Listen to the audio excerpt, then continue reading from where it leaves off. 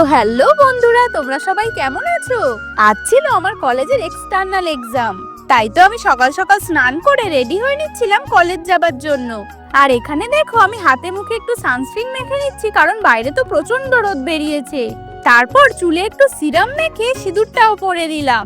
আর এদিকে আমি পুরো রেডি হয়ে নিয়ে কলেজের যা যা প্রয়োজনীয় জিনিস সেগুলোই ব্যাগে গুছিয়ে নিচ্ছিলাম। আমি তো রেডি হয়ে নিচে চলে এসেছি, আর এখানে দেখো আমাদের মিঠু তো আমি মাথায় না হাত বুলিয়ে দিলে আমাকে যেতেই দিচ্ছে না। আর এদিকে আরেকজন তো একদম ঘুমিয়েই কাত। আমি তো কলেজে একটু আগেই চলে এসেছিলাম, তার কিছুক্ষণ পর দেখি আমার বান্ধবীটাও চলে এলো। আর এখানে দেখো আমাদের কলেজের সব স্টুডেন্টরাও চলে এসেছে। তার কিছুক্ষণ পরেই আমাদের এক্সাম স্টার্ট হয়ে গিয়েছিল। এক্সাম শেষ হওয়ার পরেই আমি কলেজের বাইরে বিদ্যুতের জন্য অপেক্ষা করছিলাম। তারপর বিদ্যুৎ আসতেই আমি ওকে বললাম আমি কিন্তু আজ আইসক্রিম খাবো। এই বিদ্যুৎ দেখো কতগুলো আইসক্রিম কিনে দিয়েছে। আইসক্রিম নিয়ে আমরা তো বাড়ি চলে এলাম।